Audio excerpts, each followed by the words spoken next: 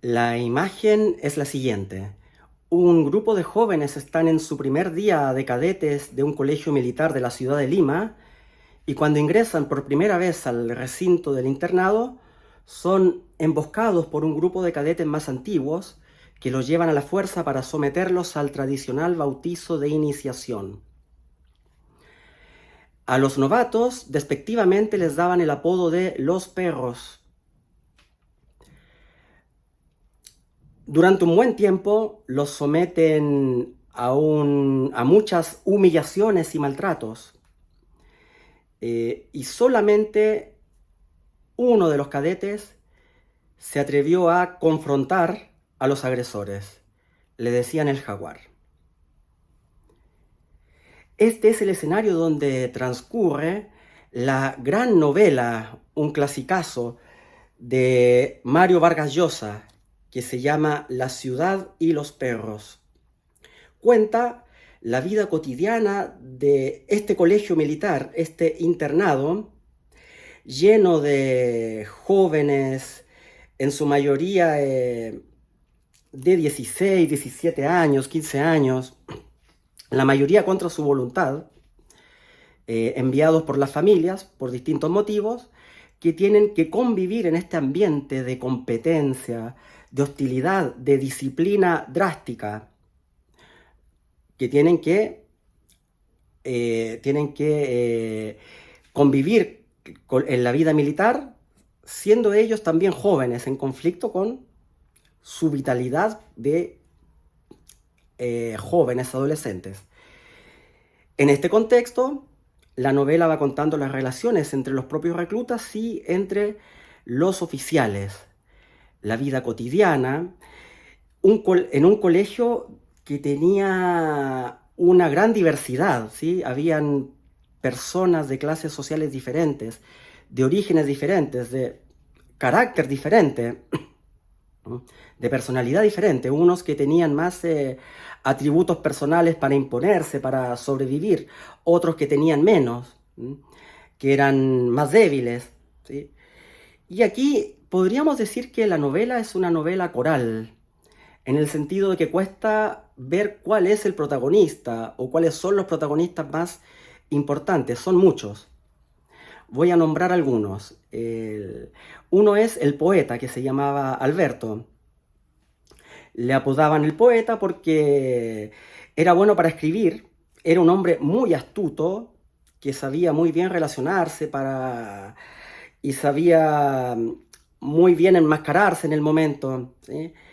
Eh, y por lo tanto lo dejaban en paz y era mínimamente respetado. Y le decían el poeta porque era bueno escribiendo, le escribía las cartas a las novias de los reclutas y también escribía unas novelas eróticas ahí que en sus pasatiempos leían los jóvenes ahí. Entonces era alguien que tenía ese atributo, el poeta. Otro personaje importante, el esclavo. El apodo ya lo dice todo, ¿sí? Su nombre era Ricardo Arana y era un chico muy tímido que estaba ahí contra su voluntad. El padre lo mandó para que adquiriera hábitos de rudeza, ¿no? Encontraba que era una persona muy débil, muy sensible, entonces ahí lo mandaron a la fuerza.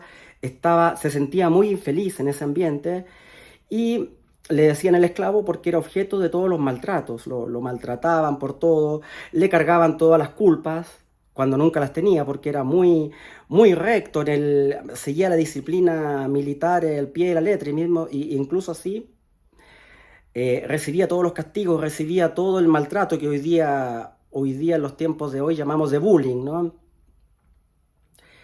El esclavo Ricardo Arana. Otro personaje importante es el jaguar, que habíamos nombrado hace poquitos, el líder del círculo. El llamado círculo es como una mini cofradía que se armó entre los cadetes del primer nivel, y era el que comandaba todas las acciones que tenían que ver con quebrar el reglamento. Tomaban, fumaban, hacían las cimarras, escapaban del internado, fuera de los días que les correspondían, de sus días de Franco. ¿Eh? Y era muy respetado porque era bueno peleando. era bueno en la lucha física, entonces era respetado y sobre todo temido, ¿no? Sobre todo temido, era el líder. Le apodaban el Jaguar, un chico de clase más bien baja, ¿sí?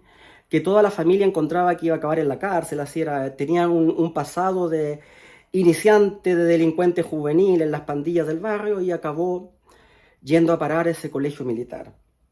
Pero tenía un carácter tenía una ética, un carácter muy fuerte, muy marcado y una ética personal. O sea, para él quebrar las reglas siempre, defenderse siempre, pero el soplonaje nunca, o sea, delatar jamás. Tenía un código de honor también, que lo hacía un líder dentro de este grupo. Otro personaje era Cava, que le apodaban el Serrano. ¿Por qué? Porque venía de la sierra, ¿no? Región geográfica del Perú. Quien conoce Perú o quien ha estado alguna vez en Perú sabe muy bien que la diferencia geográfica entre la costa, Lima y la cordillera, los poblados indígenas y mestizos de la cordillera, es un marcador de prejuicio social muy fuerte. Entonces ahí ese era el Serrano Cava, otro personaje. Y otro personaje es el teniente Gamboa, un teniente muy duro, muy estricto, que era... Todos le temían, pero a la vez lo respetaban porque tenía una cierta ética. Los oficiales en esta novela también son personajes muy importantes. Esa es más o menos la trama, ¿sí?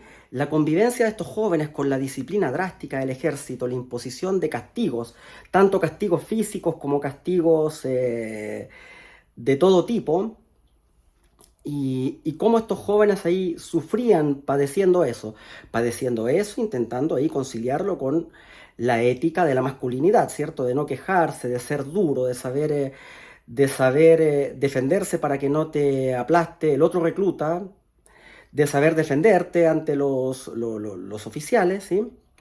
Y todo esto, toda esta disciplina drástica, todas estas reglas, que va contra la vitalidad de estos jóvenes que querían tener vida de jóvenes también, ¿no?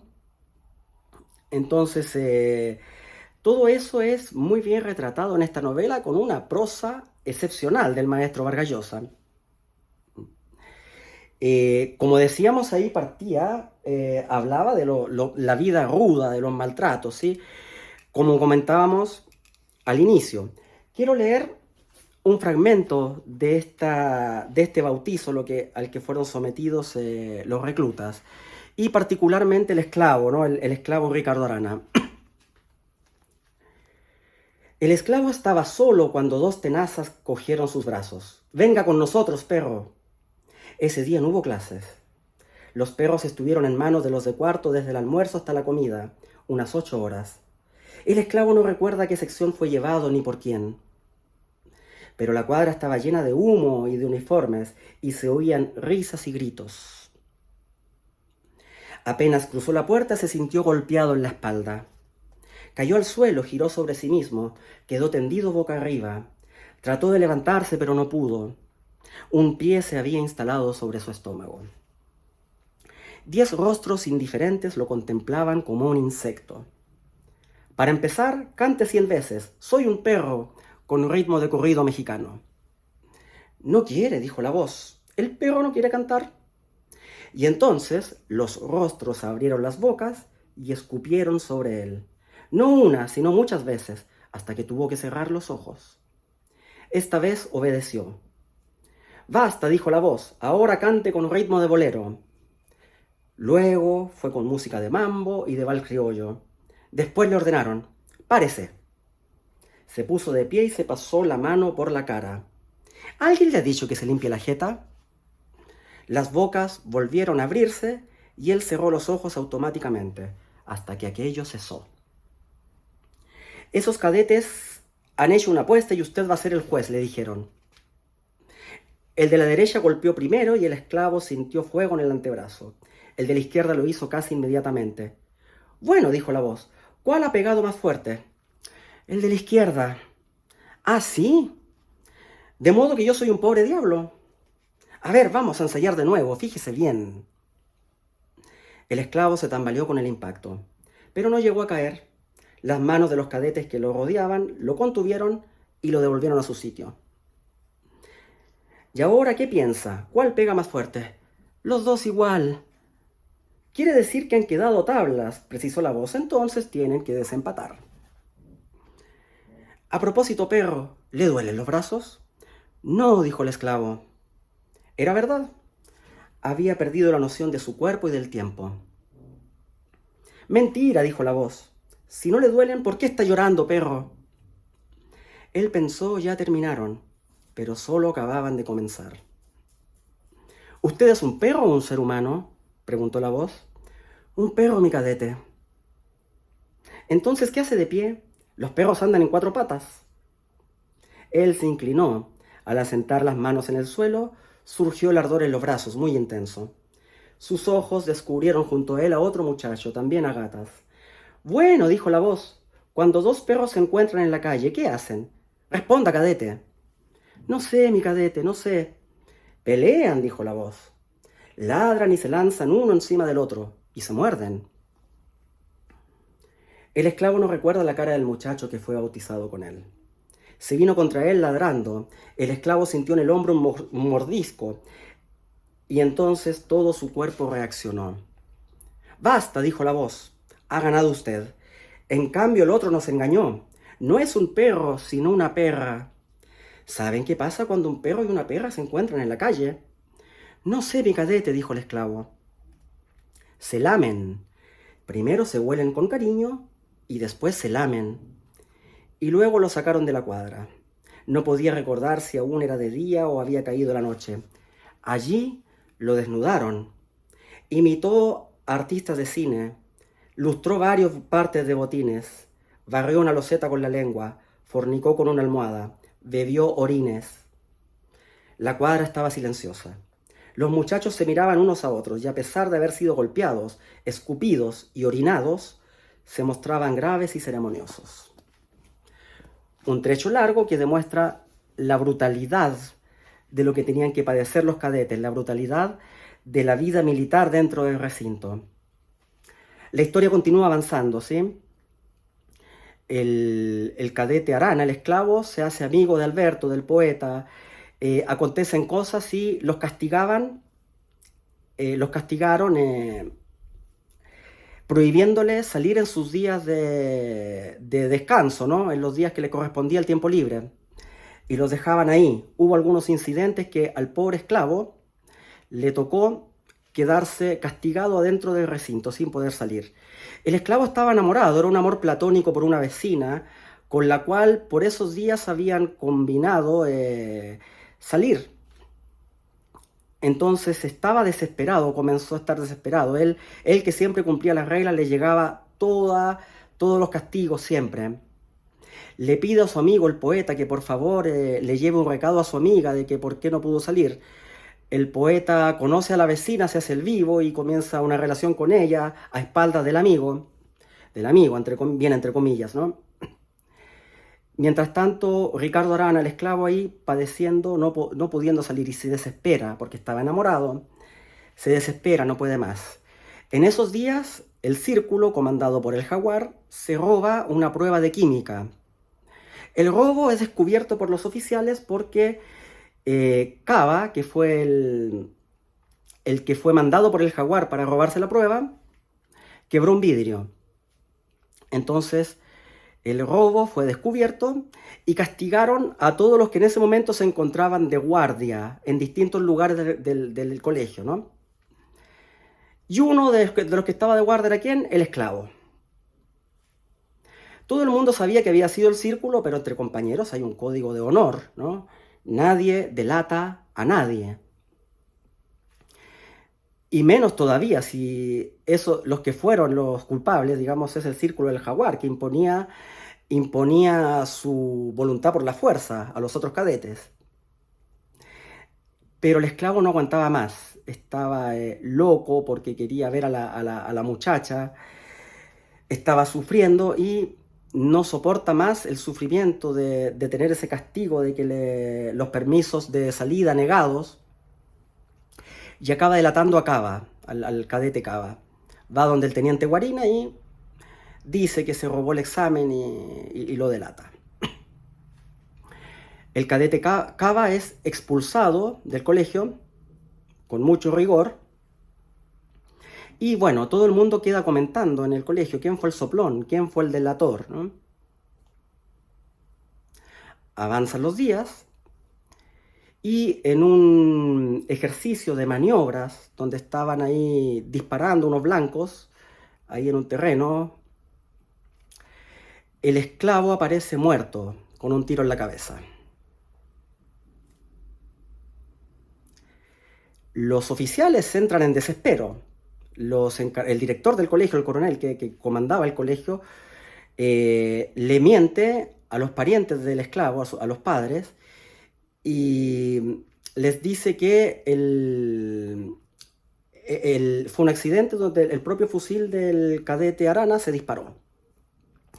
¿Por qué le miente? Porque el médico que había hecho el informe había dejado abierta la posibilidad de que el proyectil que le dio en la cabeza por atrás podía haber venido del arma de otro recluta. Cabía esa posibilidad. Pero no, entonces ahí entre todos ahí acordaron de que falsearan el informe y mintieran de que fue un accidente o que él o se había suicidado o había sido un accidente, pero de otro tipo no. Entonces, bueno, apagan el escándalo de esa manera como suelen hacerlo este tipo de instituciones generalmente, ¿no? Y mienten. Avanzan los días y el poeta, con remordimientos, con cargos de conciencia por los últimos días que tuvo con el amigo, va donde el teniente Gamboa y dice de que el círculo asesinó al esclavo en represalia por la delación del robo del examen y que el responsable habría sido el jaguar. No voy a hacer más spoiler, hice mucho ya, ¿sí? Esta es una novela de comienzo de los años 60, una novela que ya muy conocida, muy comentada, ¿sí? Voy a quedar hasta aquí. Como pueden ver, en la trama de la novela continúa avanzando, y una de las preguntas principales es qué pasó con el esclavo, quién lo mató, si es que lo mataron, ¿sí? Yo voy a quedar hasta aquí a ver si ahí para los que no hayan leído el libro todavía y tengan ganas de leerlo y quién sabe si se motivan, ¿sí? Eso es más o menos, ¿sí? Entonces ahí, una vez que el poeta le cuenta al teniente Gamboa de que el esclavo pudo haber sido asesinado, el teniente Gamboa comienza a investigar y encuentra que sí existen posibilidades de que haya sido asesinado. Y le cuenta a sus superiores, y ahí se arma un escándalo. No, a esto hay que taparlo, no hagan nada. Pero el teniente Gamboa, a pesar de ser una persona dura, era una persona y muy estricta, y muy dura con los castigos físicos incluso, pero era una persona que tenía una ética, tenía un sentido de la justicia, y una ética del buen soldado, del ser un buen soldado. Y él se confronta con los propios superiores, con los oficiales que estaban encima de él. Y él dice, no, mi ética me dice que tengo que llevar adelante la investigación, por lo menos, para saber lo que pasó. Y ahí es muy importante aquí la psicología de la subjetividad de los oficiales, ¿sí? En este libro. Yo quiero leer unos diálogos, unos fragmentos de conversaciones entre los oficiales. Una es una conversación, ellos están hablando en general de los reclutas, están calificando, describiendo a los reclutas, la visión que tiene de los cadetes que estudian particularmente en ese colegio, ¿sí? Dice así, voy a leer en voz alta.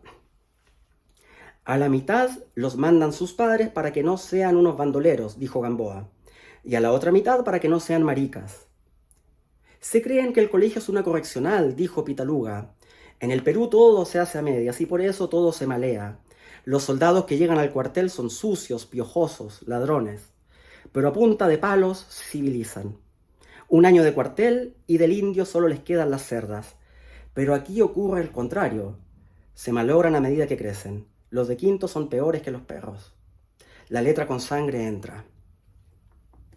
Como pueden ver en este trecho, o sea, la brutalidad con la que se refieren a los reclutas y también, y no solo eso, la cantidad de alusiones racistas de prejuicio de clase social que hay aquí también es muy brutal, ¿sí? Voy a leer otro diálogo que hay entre el teniente Gamboa y el capitán, que ya están conversando una vez que ya la denuncia fue hecha. El capitán intentaba convencer a Gamboa que no se preocupara, que no era tan grave, y que dejara el asunto ahí, que no investigara nada. Y Gamboa le replicaba, o sea, ¿de qué estás hablando? Si ellos burlaron mi vigilancia, cometieron todas esas indisciplinas, eh,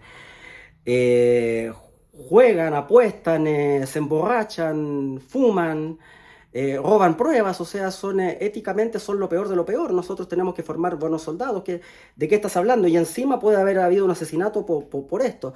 Y el capitán le decía, déjalo ahí, entiérralo ahí, hombre, si eso no es tan grave. Voy a leer parte de ese diálogo que me parece muy interesante, ¿sí? Yo no quería ser destacado aquí, ¿sabe usted? Entre esos muchachos no me siento del todo en el ejército, pero si hay algo que he aprendido en la escuela militar es la importancia de la disciplina. Sin ella todo se corrompe, se malogra. Nuestro país está como está porque no hay disciplina, ni orden.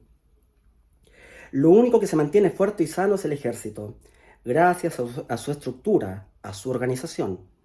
Si es verdad que ese muchacho lo mataron, si es verdad lo de los licores, la venta de exámenes y todo lo demás, yo me siento responsable, mi capitán. Creo que es mi obligación descubrir lo que hay de cierto en toda esa historia. Usted exagera, Gamboa, dijo el capitán. Yo no digo echar tierra a todo, lo de los exámenes, y lo del licor hay que castigarlo, naturalmente.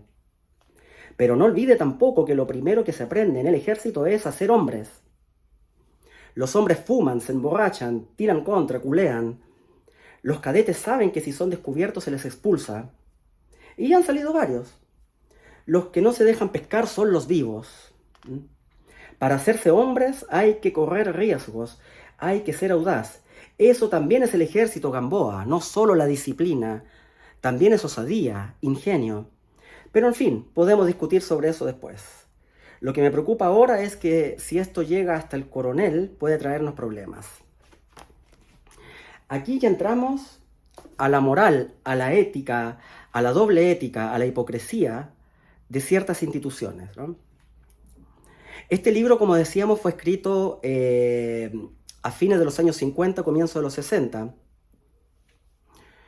pero puede ser aplicable a cualquier país, a cualquier lugar. Es una historia universal, ¿sí? Que habla también de cómo son la hipocresía de ciertas instituciones. Vargas Llosa estudió en este colegio. Dicen algunas personas que un buen artista tiene que saber pintar su propia aldea. Y claro, Vargas Llosa estudió en este colegio militar Leoncio Prado, que existe, ¿eh? Existe en Lima, el lugar físico existe. Pero, aunque, bueno, Vargas Llosa también ha escrito varios libros, varias novelas que no tienen que ver con su aldea, sobre otros países, otras épocas, otros tiempos, ¿sí? Otros personajes que no tienen nada que ver con él. Esto tiene todo que ver con él. Esto lo vivió. Y él contaba, cuando yo viví esa experiencia en el colegio militar, quise escribir algo sobre cómo la burocracia de ciertas instituciones no solamente atentan contra la vitalidad de las personas y la libertad de las personas, la individualidad de las personas, sino además cómo se impone la hipocresía, ¿no? Cómo ciertos, gracias a lo drástico que son las penas, los castigos, ¿cierto? Finalmente se fomenta la delación, se fomenta que sean peores soldados o peores ciudadanos, este tipo de instituciones. Y lo piensa en el ejército, pero el propio Vargas Llosa lo ha dicho en varias entrevistas, podría ser una secta, una cofradía, un ministerio, podría ser cualquier tipo de institución. Y por eso, en el fondo, ¿cierto? Esta es una novela en donde el ejército en sí es el protagonista y es visto como una macro sociedad, una micro sociedad, ¿cierto? Una micro sociedad donde conviven todas esta violencia, ¿no? Esta violencia de clase, esta violencia esta violencia del más fuerte contra el más débil, del que se impone más por la fuerza, por la pelea o por la viveza, ¿no? O por la astucia. Toda esta lucha, ¿cierto? Es un microcosmos de la ciudad mayor, de la sociedad mayor, ¿no? Y en ese sentido, bueno, la obra de Vargas Llosa ahí es ahí inigualable. Hay otros libros en donde Vargas Llosa también toma como protagonista al ejército. Este aquí es excelente. Se llama ¿Quién mató a Palomino Molero? Otra novela en donde el ejército es el protagonista, ¿sí? Es en una base aérea de Piura.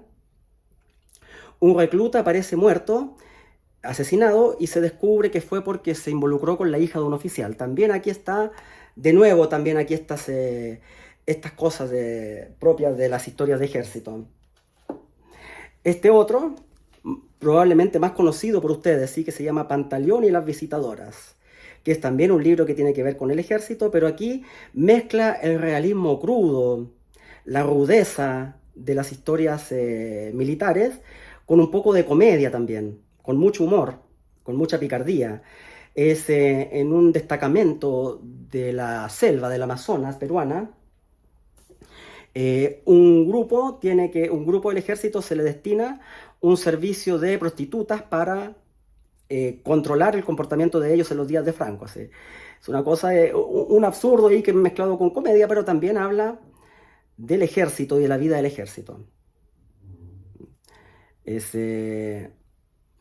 Y como digo, ¿cierto? Los que hemos vivido en países como Perú, aquí en América Latina, sabemos muy bien lo que es el autoritarismo y la corrupción, muy bien tratados también en estas novelas, ¿sí?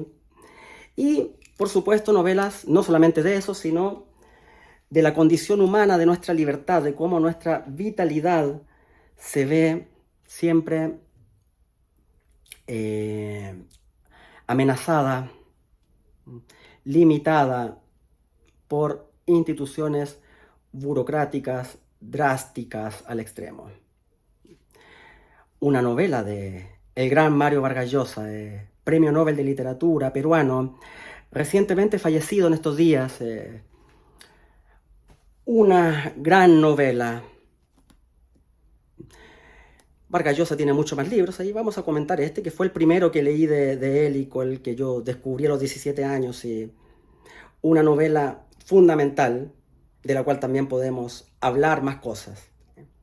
Dejo la recomendación a quien le interese. Y bueno, eso por hoy. Les invito a suscribirse y a ver nuestros otros encuentros. Hasta la próxima, un abrazo.